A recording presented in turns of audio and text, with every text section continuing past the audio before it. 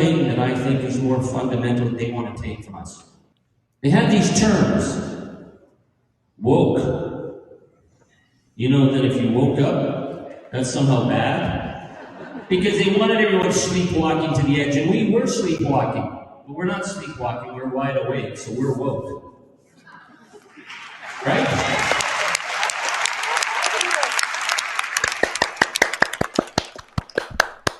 And I this Putin troll accused me of being ANTIFA. First time I got accused of being ANTIFA, I had to ask my daughter, what's an ANTIFA? She said, it's anti-fascist. You're here. So, yeah.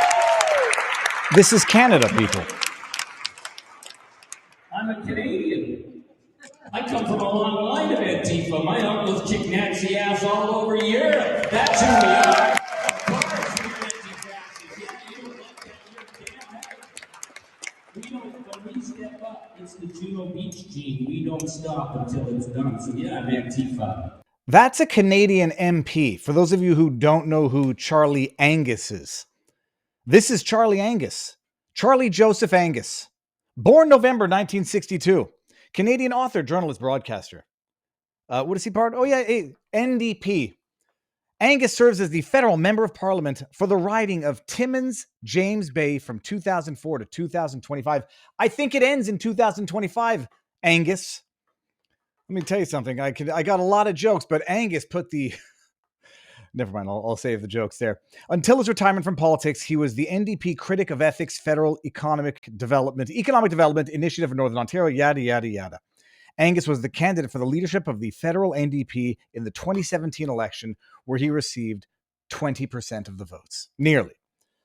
That's a man proclaiming that he's proudly Antifa and that he's proudly woke. And by the way, the tweet was coming courtesy of Karima Saad. If you don't follow her, you should. She does amazing work. MP Charlie Angus identifies himself as proudly woke and Antifa.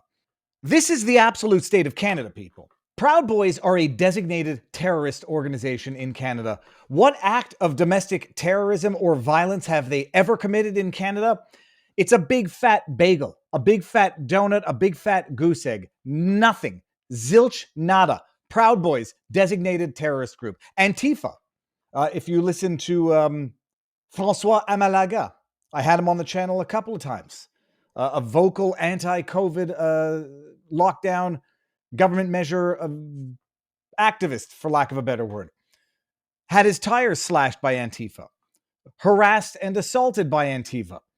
Antifa is a force in Canada, in Montreal in particular, and this jackass buffoon NDP, wait until you hear what the NDP's projections are in the next election, is out there saying, proudly woke, proudly Antifa. First of all, I can tell you one thing. Charlie Angus ain't been kicking anybody's ass lately. But these are the Canadian politicians who are taking Canada down the dark, dark rabbit hole of communism, tyranny, statism, whatever you want to call it. Charlie Anus Angus, the big ass Angus, is proudly Antifa and proudly woke. They don't understand the difference between being awake and being woke. But this is the state of politics in Canada. And if you haven't seen the projections for the next election, people, I was worrying today or querying today how it could be that the Liberals are 50 some odd % on Kalshi markets to be a majority government after the next election. First of all, if you haven't learned your lesson from 9 bloody years of Liberal rule, then you deserve another 10 years of tyranny, poverty, economic, social devastation. But I was wondering, how the hell could they have it at Liberal majority in any realm of the universe? Full disclosure, I have invested against the prospect of a majority Liberal government after the 2025 election, because if there is a majority Liberal government, there will be far more dire consequences than the loss of that investment. Lord have mercy on the future of Canada if these scumbag SOB POS Liberals have a majority government after the next election. How could it be, though? How could it possibly be that after 10 years of Liberal devastation, they could get a majority? Look at the projected NDP seats. 2. I don't believe the polls as far as I can throw them. But what is clear is that, A, we called it for a little while now. NDP is done. Jagmeet Singh has taken that party and drove it into the sewer, into a fecal-filled sewer. PPC projected to get 0 seats. Green projected to get 1 seat. NDP to get 2 seats. How many seats do the NDP have right now? Since 2017, they have 25 seats, give or take. It's the 4th largest party, House of Commons, with 25 seats. They're going to go from 25, allegedly, to virtually nil. And it seems that the Green, the NDP, and what's the other one there? The Commie Party here. What am I looking at? Well, yeah, that's it. The Green and the NDP, all of those seats are going to go to the Liberals. Set aside the fact that if Pierre Poilievre doesn't win the next election, that Canada, I mean, look, he won't solve Canada's problems. He might not even be able to. At the very least, it might be a break on the devastation. Forget about him not even winning. If the Liberals come out with a majority government, kiss Canada goodbye. It'll feel so good doing it, right? Because at least it's not Trump. It'll feel so good pissing away the future of your country. It'll be done for. And if you haven't learned your lesson after a decade of liberal tyranny, you haven't learned your lesson. You are incapable of learning your lesson. You might just be one of those gluttons for punishment. You know, I watched Little Shop of Horrors for the first time in a long time last night with the family. I totally forgot if I ever even recognized that Bill Murray's character in that movie is one who likes the pain that the dentist, Steve Martin, inflicts on him. And that pisses off the dentist because the dentist likes inflicting pain and punishment. And if his victim doesn't like it, he doesn't get the pleasure out of inflicting the pain when his victim gets the pleasure out of getting it. That might be the relationship between Canadians and the Liberal Party. You like the pain, something virtuous in suffering, something virtuous in having hungry children. It must mean you're doing something right somewhere if you're suffering every day. If Pierre Poilievre blows this election, I'm not a conspiratorial type, but I do entertain the ideas. To have blown a 30-point lead with what is objectively the stupidest tact, with what is objectively the worst response to the political reality that Canada is facing with the Trump tariffs, to blow that lead, and if he goes ahead and blows this election, given what he's doing, I might be inclined to entertain the idea that Pierre Poilievre was in on it. That Pierre Poilievre is what they refer to when they use the term controlled opposition. I mean, in a literal sense. He's been a feckless opposition. I shouldn't say he, that's personalizing it. The so-called Conservative Party of Canada has been feckless opposition since the 2021 election. And it's conceivable, it's entirely conceivable that Pierre Poilievre, is incapable of governing. That he makes a better feckless opposition leader than an actual bona fide leader. It's possible. He might be getting the heebie-jeebies, the jitters, the fear of success. My goodness, it's a lot easier to be able to say, I can't do anything but be opposition, so don't blame me for anything. It must be easier to have that position than to be in charge and actually be able to change the course of a country. He has blown the 30% lead, not just blown it, like he's blown it in a way that would make Madonna jealous. Look at this is Polymarket. Pleb the truck driver Pleb. He's a great follow, go follow him. I believe he's actually now sponsored by Polymarket. Kalshi, wink, wink, nudge, nudge. I'm joking, not joking. Pierre Poilievre is in freefall on Polymarket right now after a week of record-breaking crowd sizes at his rallies. Do you believe Pierre only has a 30% chance of becoming the next prime minister? I think his chances are much higher than that. The market appears to be acting irrationally. Whether or not you think he's going to pull it out despite his own best efforts at sabotaging not just the lead, the momentum that he had, this is devastating.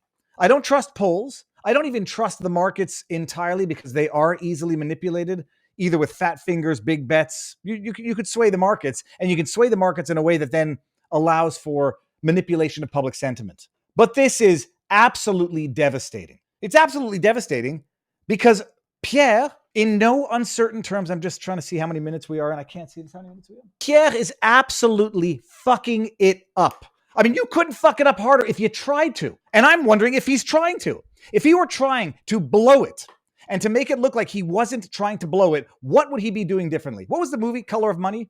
Tom Cruise, the pool movie? Where he's like, do you know how hard it is to miss a shot and make it look like you're trying to miss the shot? If people think you're trying to miss the shot, they'll judge you. They'll call you out.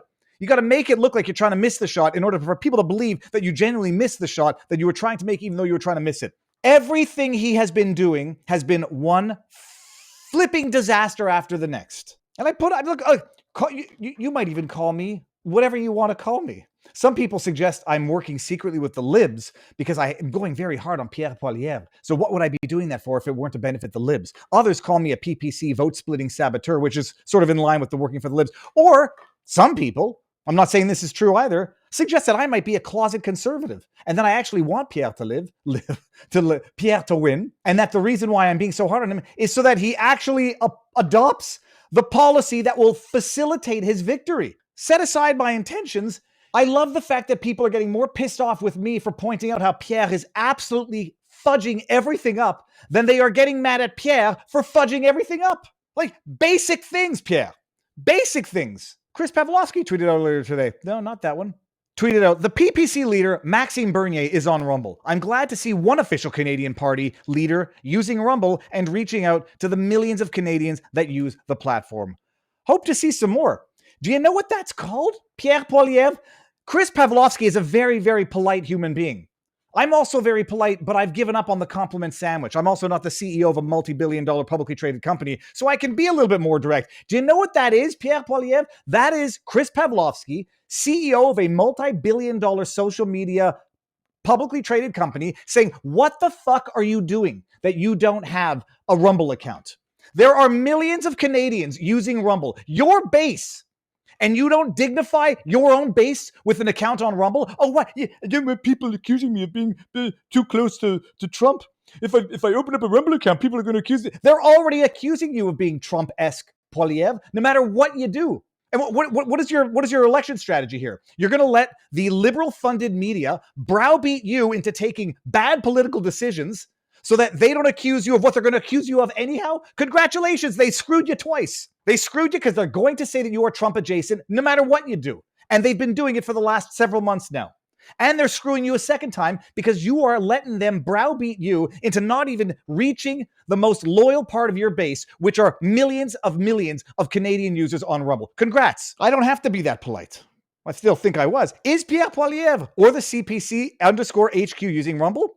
Are they using Truth Social? Or is this yet another strategic decision to not reach potential voters? Hey, look, yeah, I really want to be prime minister. I'm just not going to go ahead and reach the biggest part of my base on Rumble because CTV News might say that I'm Trump adjacent. I've never seen anybody throw an election like this.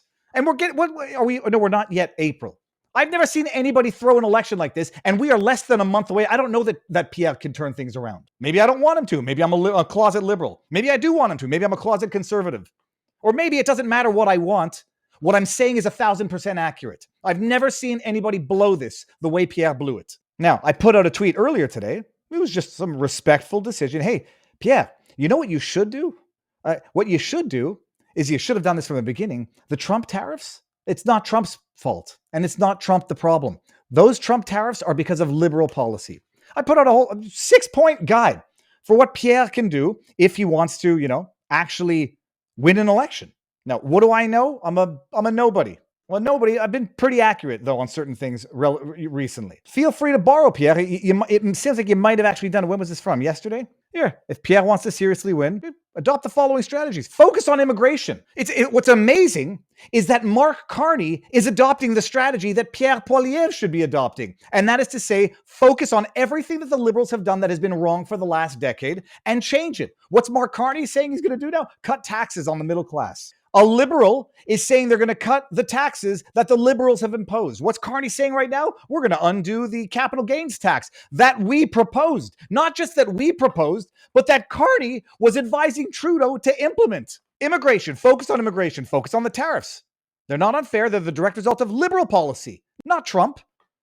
Blame the liberals for them. It's too late for this one now. Crippling environmental policy. You know who's behind that? Carney. Carney corruption. Carney investing in offshore dirty polluting in the UAE, Venezuela, I forget where exactly, while implementing crippling environmental policy in Canada. Maybe highlight that. Next thing you know, Carney's going to come out and say, we're going to free up oil production in Alberta. But I would not be surprised if Carney says that. Of course, then they get into office, and what do? Jack up the capital gains tax, implement middle-class taxes again, cripple the economy in Alberta again, and force a secession of Alberta out of Canada.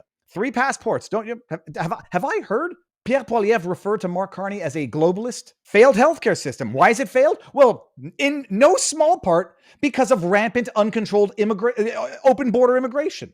Oh yeah, that small one. Go on podcasts. Go talk to the people who you want to get their support. I don't want to go on Patrick Bet-David. They're going to call me Trump adjacent mega. They're doing it anyhow. Embrace it, you coward. Oh, then what did he do today? Yeah, if this is what he tweeted earlier this afternoon, I want to pretend that maybe the rational part of Pierre Poilievre's brain follows me, or at least knows of what I'm suggesting and is taking it to heart. It's very, very, when you get criticism that you know is true, it's the most irritating kind of criticism because it makes you angry at the person saying it, even though the person that you should be angry at is yourself for having created a situation where that criticism is true.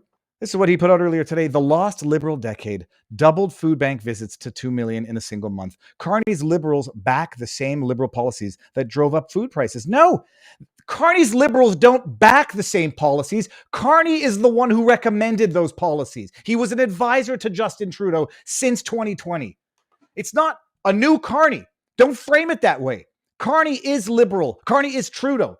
The Liberal Party was Carney's party effectively for the last 5 years. Voting for the fourth Liberal term will bring more of the same. Sign here. Yeah, wow, this is passionate. Oh, I'm going to give myself an aneurysm.